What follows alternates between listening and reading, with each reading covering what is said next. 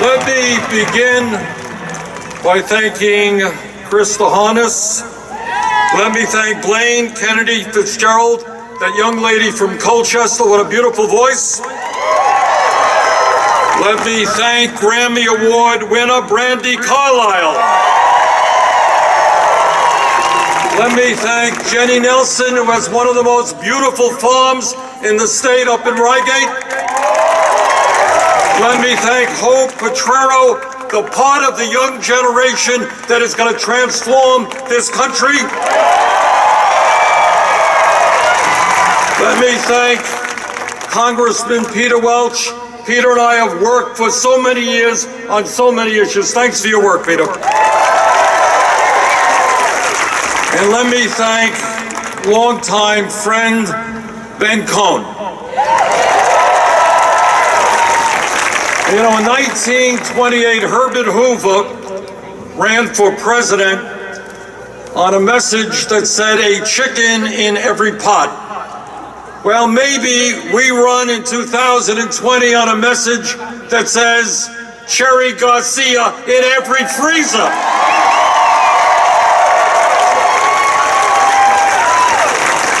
Thank you, Ben, for all you've done for this state and country. And let me thank Sean King and his family. I think many of you don't know that Sean is one of the real leaders in addressing a major crisis in this country, and that is the need to reform a racist and broken criminal justice system.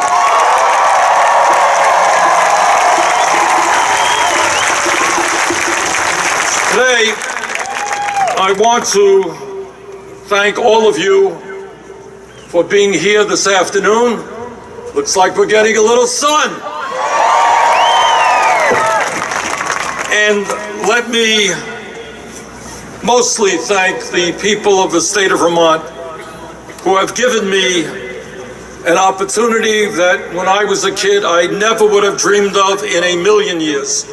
And that is to be the mayor of Burlington, to be a United States congressman from Vermont, and now your United States Senator. It has been the honor of my life, and I thank you all.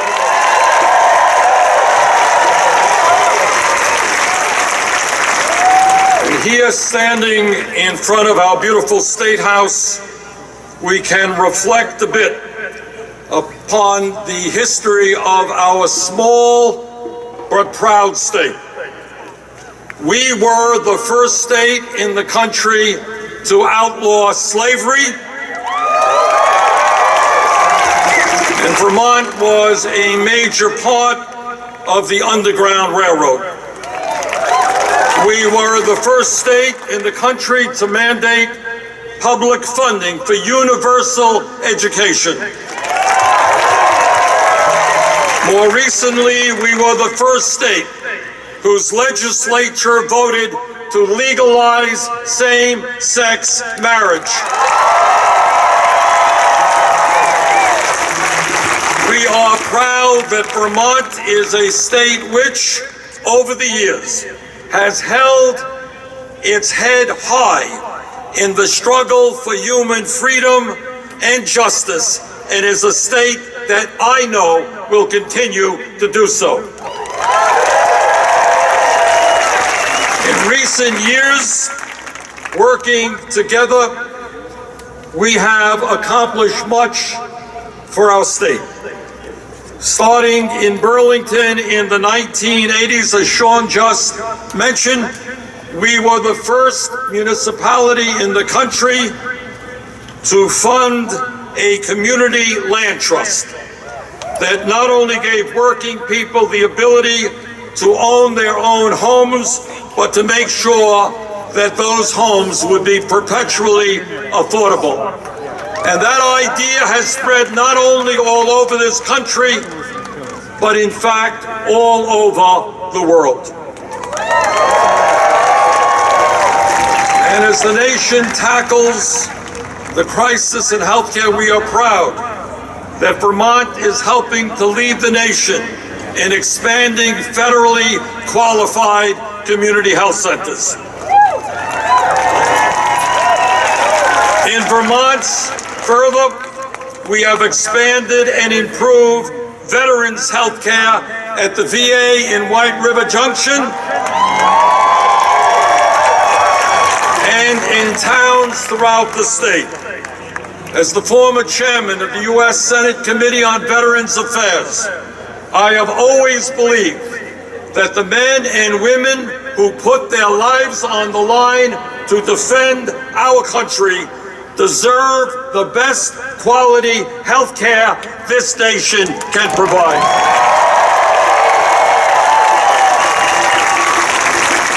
In Vermont, we have been a national leader in energy efficiency and the movement to sustainable energy. Unlike some, we know that climate change is real. In Vermont, especially relevant in this particular moment in American history, given what is happening in Alabama and Georgia and all over this country. In Vermont, we understand that women have a constitutional right to control their own bodies.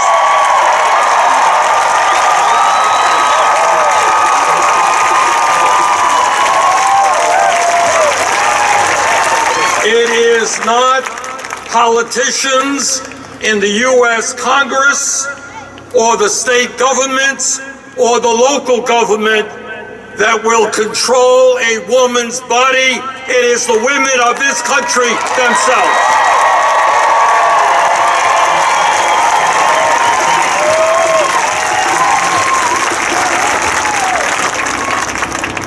And now, as we assemble today, here in front of our beautiful state capitol, in this pivotal and unprecedented moment in American history, I am here today to ask for your support to help me win the Democratic nomination.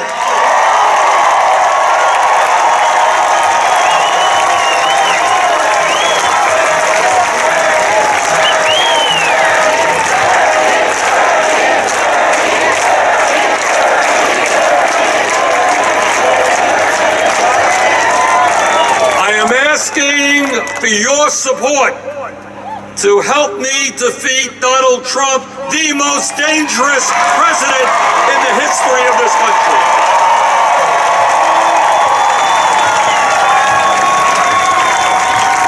Today, I am asking your help to help me lead this country in transforming this nation so that together we create an economy and a government that works for all of us and not just the privileged few.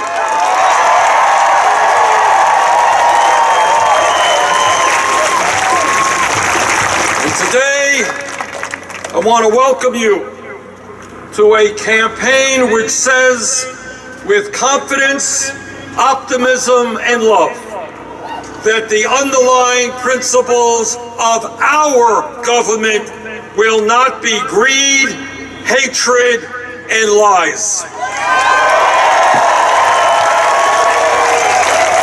The underlying principles of our government will not be racism, will not be sexism, will not be xenophobia, and will not be religious bigotry.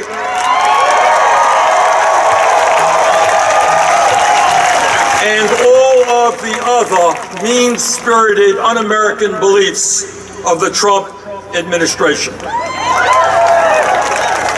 The principles of our government will be based on justice. Economic justice, racial justice, social justice, and environmental justice.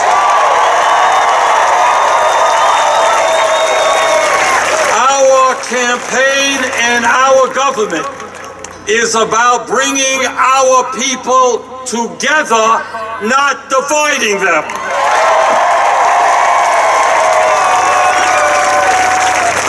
Today I am not going to spend a lot of time talking about Donald Trump, one of my least favorite subjects, because you already know more about him than you ever wanted to know.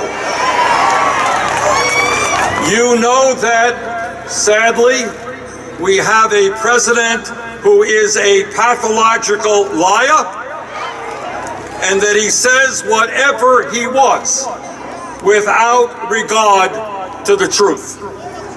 You know that we have a president who has no understanding or respect for the Constitution of the United States and the separation of powers, and is attempting to move every single day this country into an authoritarian form of government.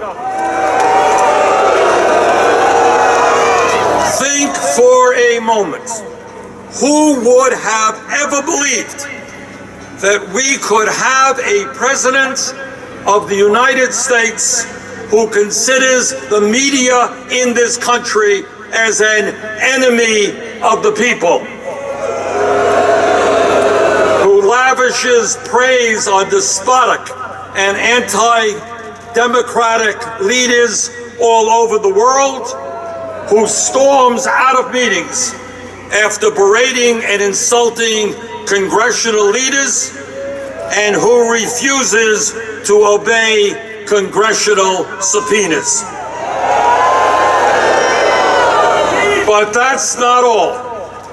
During his campaign for the presidency, Donald Trump told the American people that he was going to defend the interests of the working class of this country. He lied. Instead of protecting the interest of working people, he attempted to throw 32 million Americans off of the health care they currently have. He attempted to do away with the protections that all Americans have for pre-existing health conditions. That is not defending the interest of the working class. That is betraying the working class of this country. During his campaign for president, Trump promised not to cut Medicare, Medicaid, and Social Security. He lied. His budget calls for $1.5 trillion cut to Medicaid over 10 years, $845 billion to Medicare, and billions more in cuts for Social Security. Now, some of you may remember that when Trump ran for president, he said, you know what? We're going to have a tax plan that will not benefit wealthy people. Remember that? He lied again. 83% of his benefits in that tax plan go to the top 1% at the end of 10 years. During his campaign for president, Trump said that he would drain the swamp. He lied. That swamp is murkier now than it has ever been, and his administration is the most corrupt in the modern history of the country. Further and dangerously, Trump is endangering the future of our country and the entire planet by refusing to acknowledge the reality of climate change, and is in fact making a horrific situation even worse by encouraging the production of more fossil fuels. to believe. The scientists tell us that we have only 12 years, not a very long time, before we see irreparable harm done to this planet, and we have a president who ignores that stunning reality. But our campaign is not about Donald Trump. It is about something far more important. It is about laying out a new vision for our country, a vision that speaks to the needs of ordinary Americans, people from coast to coast, who for too long have been ignored. It is a vision which is going to bring our people together, black and white and Latino, Native American and Asian American, whether they are men or women, young or old, gay or straight, native born or immigrant.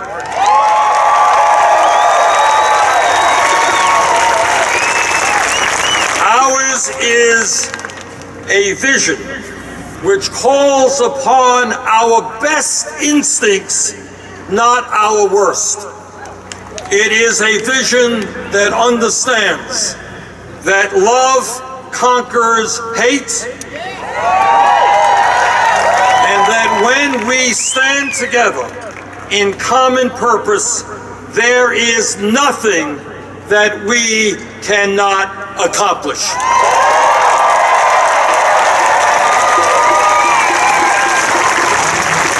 Ours is a vision which states unequivocally that in the United States of America, we believe in democracy, not authoritarianism.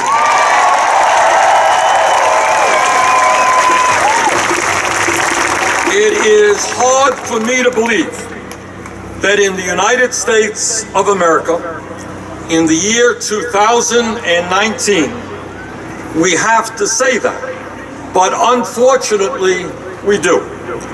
Too many brave men and women have fought and died to defend democracy in our country, and we will not allow Donald Trump or anyone else to take it away.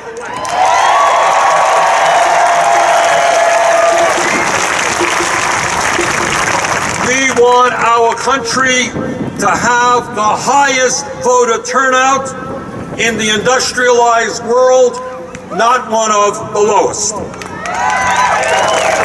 We believe we must make it easier for people to vote, not harder. Which is why we are going to take on those cowardly Republican governors from coast to coast who are trying to suppress the vote.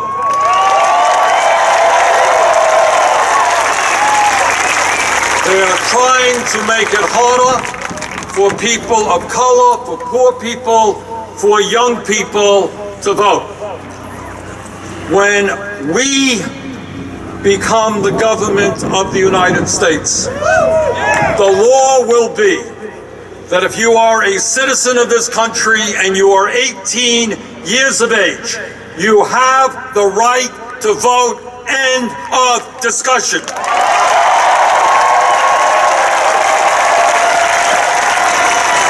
When we talk about democracy, I believe that elections should be decided by one person, one vote, not billionaires buying elections. And that is why, when you all come to my inauguration,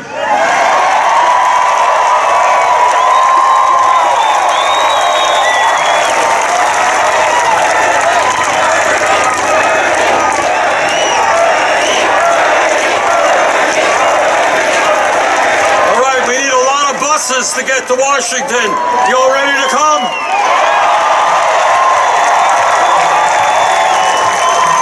And when we're in the White House, we are going to begin the process to overthrow that disastrous Citizens United Supreme Court decision.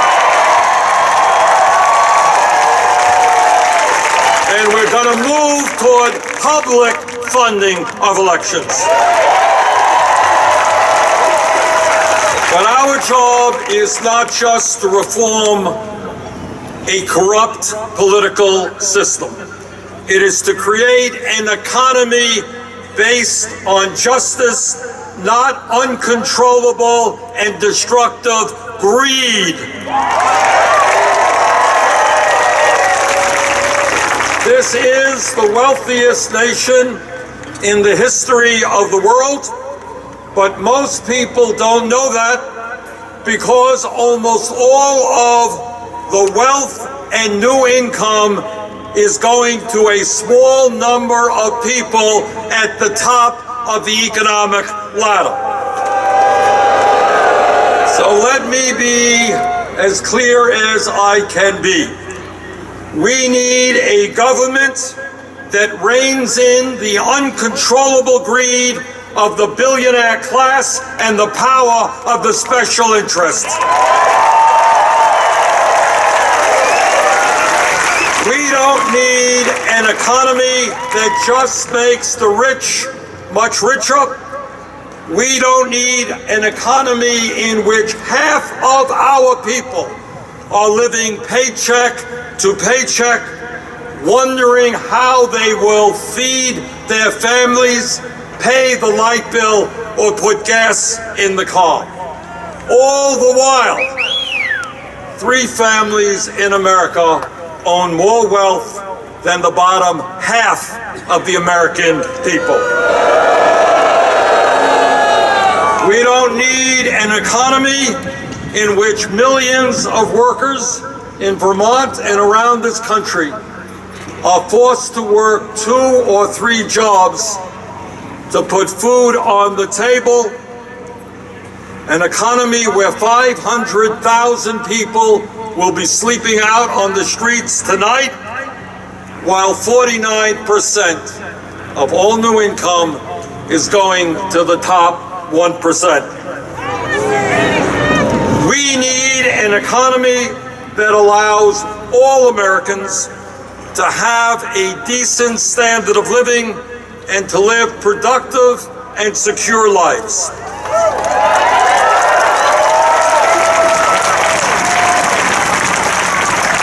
We don't need an economy in which so few have so much and so many have so little.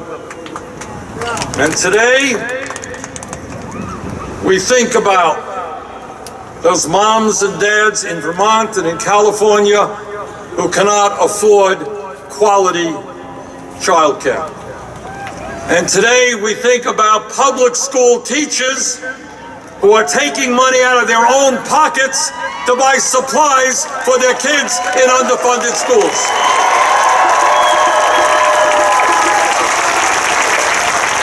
And today we think about veterans who are sleeping out on the streets.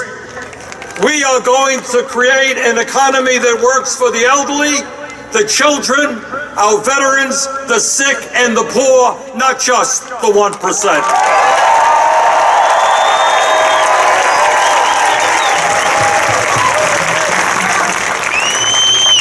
And if you'll allow me, I want to take a few minutes just to give you a couple of examples of what is going on in this country when I talk about greed and how we are going to change that when we get into the White House.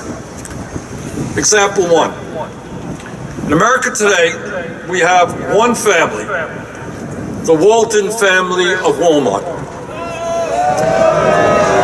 This is a family that is worth $175 billion. They're doing well. Meanwhile, this very same family that owns Walmart pays its workers wages that are so low that many of those employees are forced to go on government programs like Medicaid, food stamps, and public housing. In other words, working families, you, here in Vermont and throughout this country, are paying extra taxes to subsidize the wealthiest family in this country. How insane is that? Next week, just next week, as a result of an invitation that I received from Walmart workers, I will be going to Arkansas to participate in the Walmart stockholders meeting.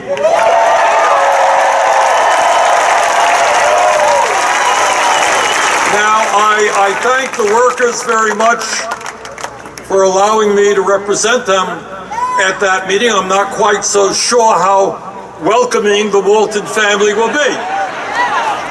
But let me tell you what I will tell them.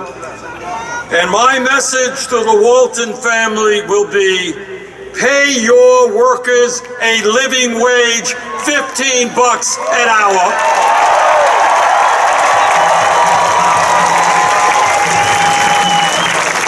We do not want to continue providing corporate welfare for the richest family in America. And the message to the fast food industry is exactly the same.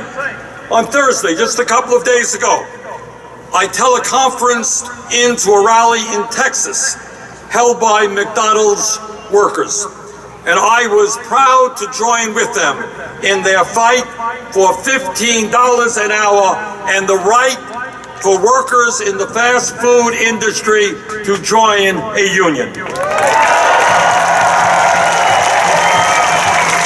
Now, this is not a complicated issue. In the richest country in the world, if you work 40 hours a week, you should not be living in poverty, and that is why together we will raise the national minimum wage to $15 an hour. And by the way, when we talk about wages, we believe in equal pay for equal work.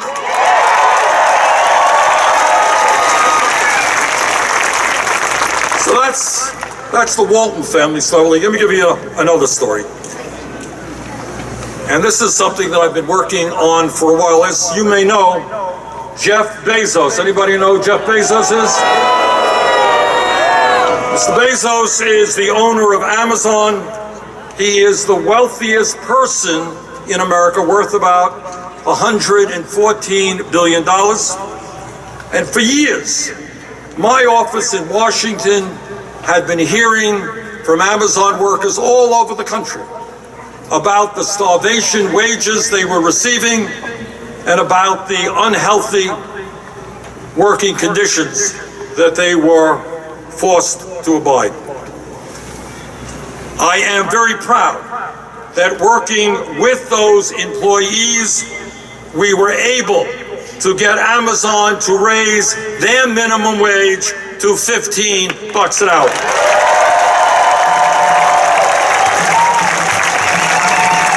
And working with the unions in California, we raised the minimum wage at Disneyland also to $15 an hour. But the Amazon story about greed is not yet over. Last year, after making $11 billion in profits, Amazon paid zero in federal income taxes.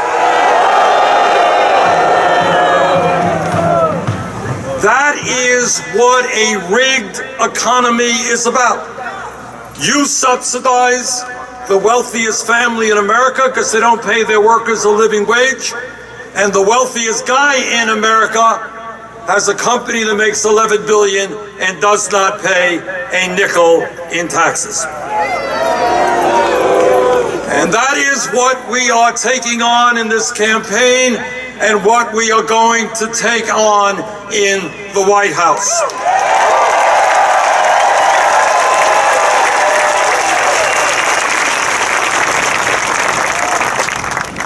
But it is not just the low wages that Walmart pays, or the ability of Amazon not to pay any federal income taxes. It goes a lot deeper than that. And let me tell you something that I think no candidate for president perhaps has ever talked about. And that is the power structure of America. Who owns America? Who has the economic and political power to demand that Congress work for them and not just ordinary people? So it is not just Amazon and it's not just Walmart. It is about Wall Street, where 6 financial institutions have assets equivalent to 50% of the GDP of our country and control the flow of trillions of dollars. Well, you know what? Today we tell Wall Street we're going to break up the major financial institutions in this country.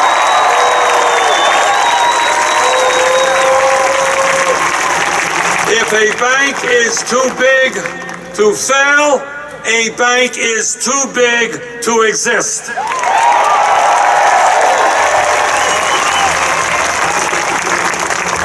But it is not just Wall Street or Walmart or Amazon that are ripping off the American people. Take a hard look at the unbelievable greed and power of the pharmaceutical industry. Listen to this. Last year, the top 10 drug companies in America made $69 billion in profit.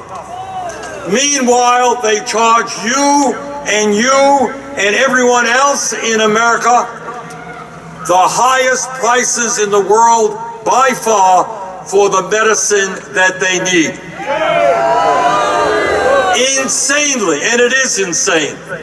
1 out of 5 Americans cannot afford to fill the prescriptions their doctors prescribe.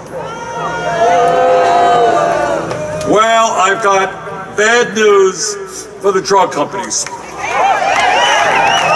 We're going to cut the cost of prescription drugs by 50%, whether the drug companies like it or not.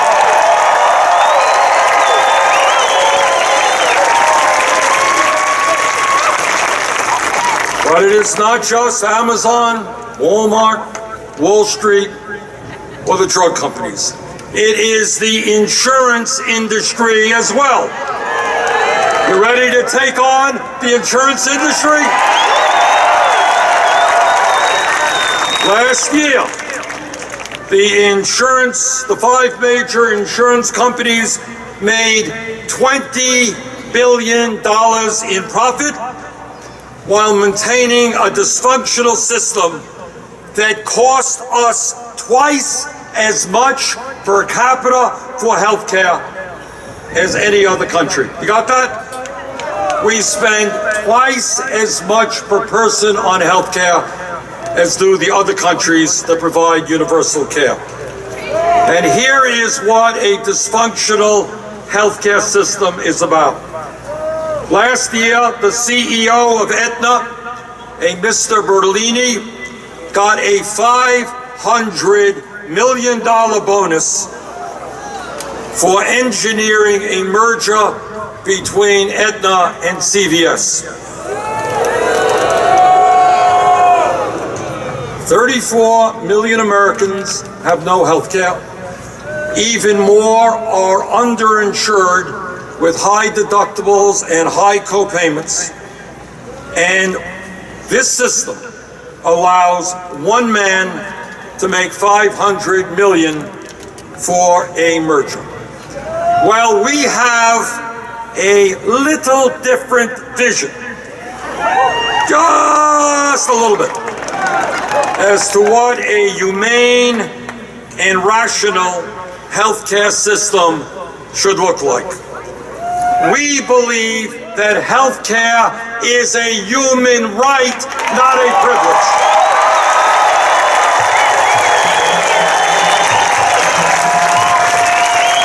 We believe that the function of a healthcare system is to provide quality healthcare to all people and not to make billions for the insurance companies and outrageous compensation packages for CEOs. And that is why, despite the hundreds of millions of dollars that the insurance companies and the drug companies will spend against us, I suspect they're going to make me a very famous guy on 30-second TV ads. But despite all of their lying and all of their ads, yes, we will pass a Medicare for all single-payer program.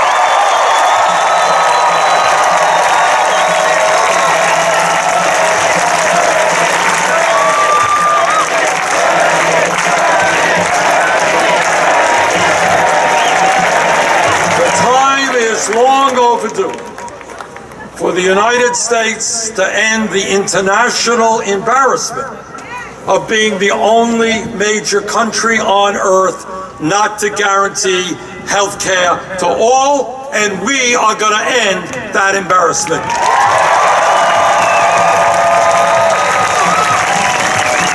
But it's not just Wall Street and the drug companies and the insurance companies. Let me say a word about something that very few people talk about, and that is we need to take on the military-industrial complex.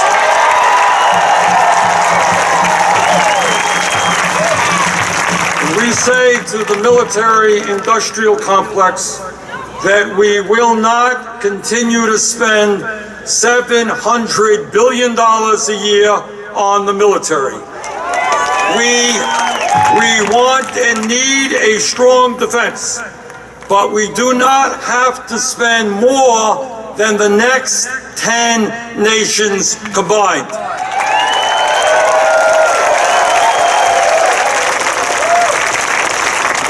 We are going to invest in education.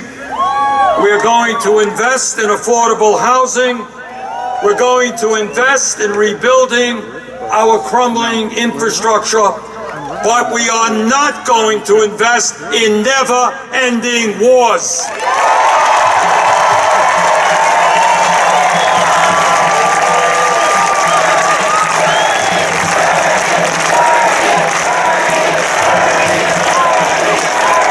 And while we are on military policy, let me say a word about foreign policy, because they are obviously interrelated.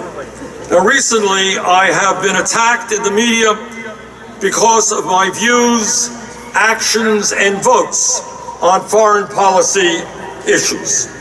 So let me be as clear as I can be. Yes, as a young man, along with Dr. Martin Luther King Jr. and many others, I marched against the war in Vietnam.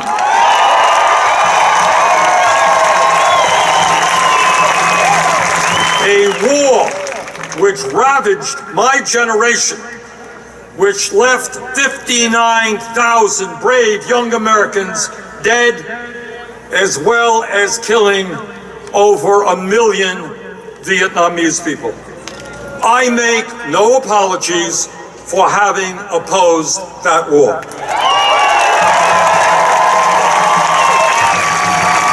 As a member of of the House of Representatives, I helped lead the opposition to the war in Iraq. I did not believe Dick Cheney or John Bolton or President Bush and others when they told us that Iraq had weapons of mass destruction and that we had to invade that country.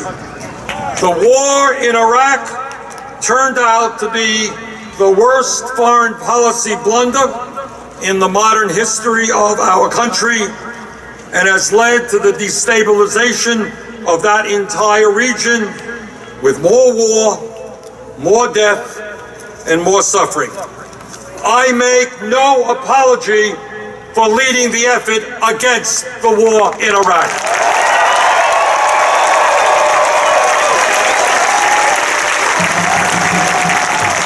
As a member of the Senate recently, I am proud to have been the lead sponsor on a resolution that, for the first time in 45 years, utilized the War Powers Act to get a majority vote in the House and the Senate to get the United States out of the horrific Saudi-led intervention in Yemen.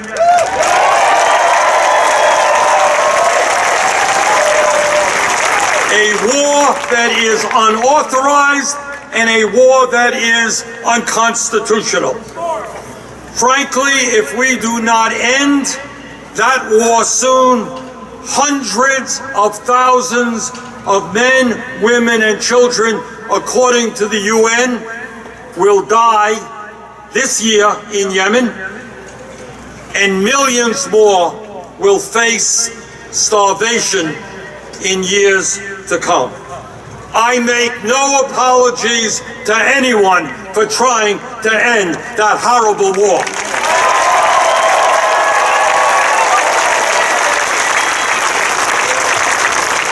And finally, right now, this minute, I am doing everything that I can, working, by the way, with some honest conservatives in the Senate, to prevent Donald Trump and John Bolton from taking us into a war in Iran.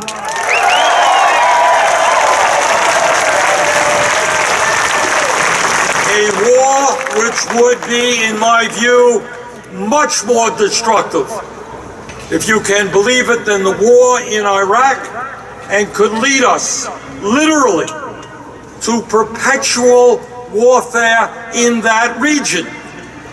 That not only this generation of members of the armed forces would be there, but their kids and their kids. So I make no apologies for trying to do everything that I can to make sure this country does not get into another war in the Middle East.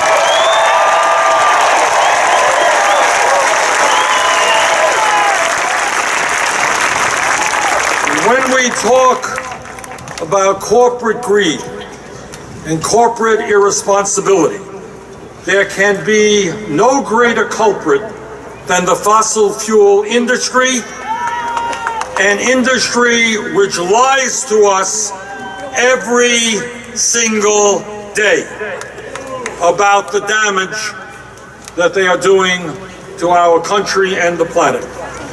And today we say to Donald Trump and his friends in the fossil fuel industry that climate change is not a hoax, but is an existential threat to our country and to the entire planet. And whether the fossil fuel industry likes it or not, we are going to transform our energy system away from fossil fuel to energy efficiency and sustainable energy.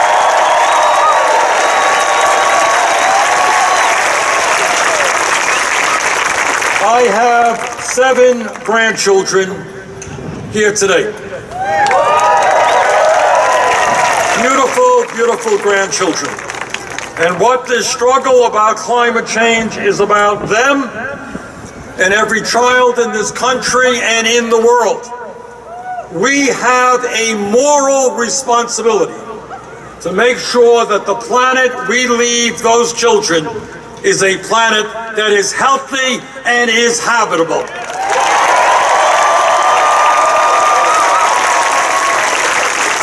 And as your president, I will do everything possible to have the United States bring countries all over the world together, because we have a common enemy in climate change.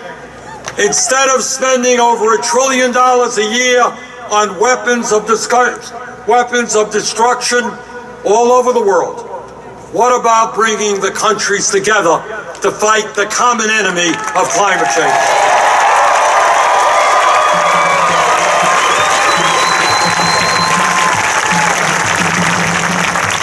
And when we talk about injustice in this country, we are talking about racial injustice.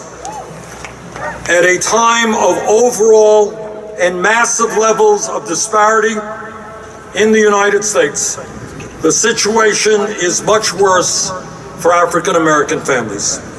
It is not acceptable to me or to you that black families own 1/10 the wealth that white families own, that the infant mortality rate within the African American community is 2.5 times higher than the white community, that redlining in housing continues to exist, that black businesses are unable to get the loans that they need, that black school districts are underfunded, and that an enormous amount of racism exists within our criminal justice system.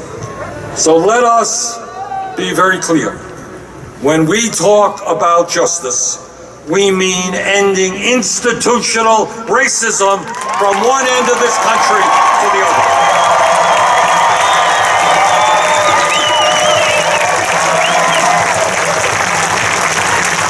Brothers and sisters, when we first launched our campaign in 2015, right up in Burlington, very few people took that campaign seriously. The ideas that we talked about 4 years ago were considered by establishment politicians and mainstream media to be radical and extreme ideas. They said that nobody in America would support. Well, a lot has happened in the last 4 years.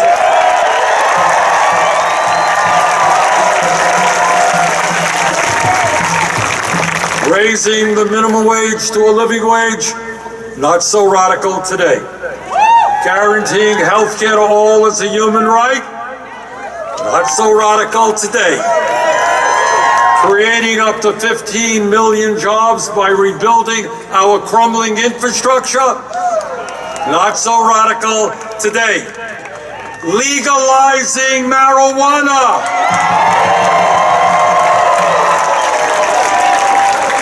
a radical idea 4 years ago, not so radical today.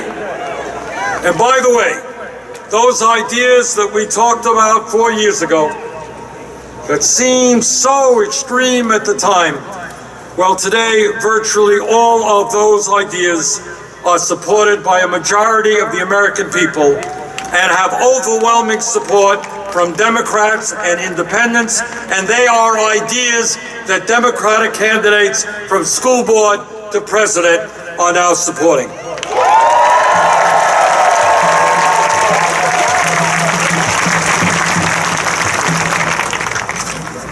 Let me just conclude by telling you what we're going to do when we make it to the White House. We're going to provide universal and affordable child care for every family in America.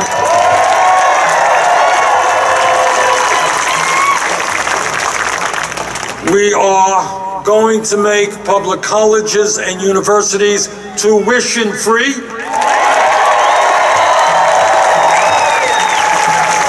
And we are going to substantially lower the outrageous burden of student debt that people all over this country currently have.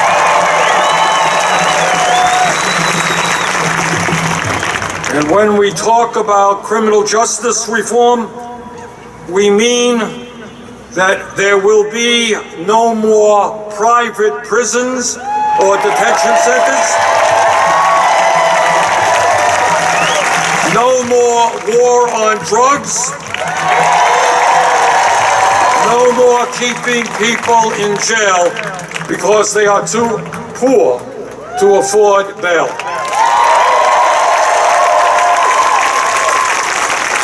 And today, we say that when we are in the White House, we are going to end the demonization of undocumented immigrants in this country.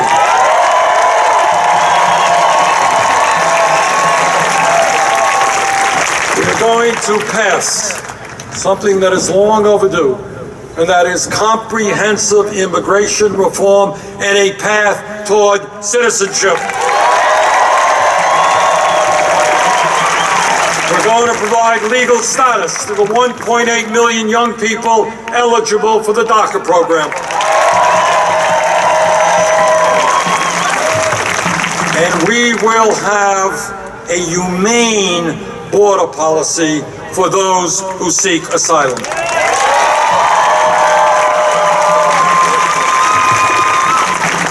Under our administration, babies will not be snatched from the arms of their mothers.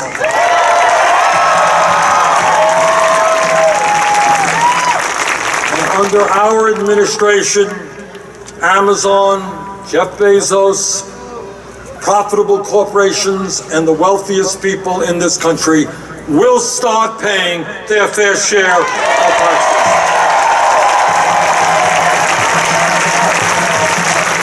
When we are in the White House, we're going to end the epidemic of gun violence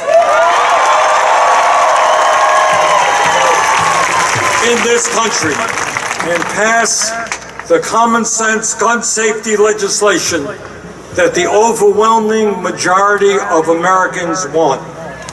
People who should not have guns will not have guns.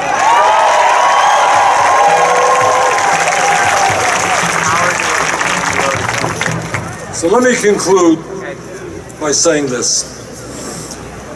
This is a pivotal moment in American history. And Donald Trump and his friends believe they can win the coming election by dividing us up based on the color of our skin or where we were born, or our sexual orientation, or our religion. They think getting us to hate each other is their path to victory. Well, I've got news for Donald Trump. That is not a path toward victory. That is a path toward defeat.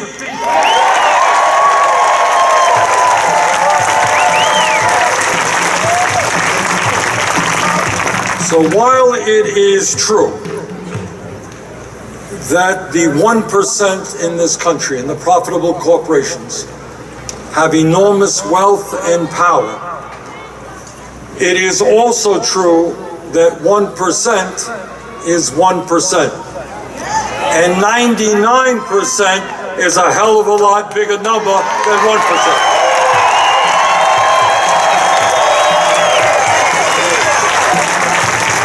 So if we stand together and keep our eyes on the prize, we are not only going to win this election, we are going to transform this country and create the kind of nation that you know we can become.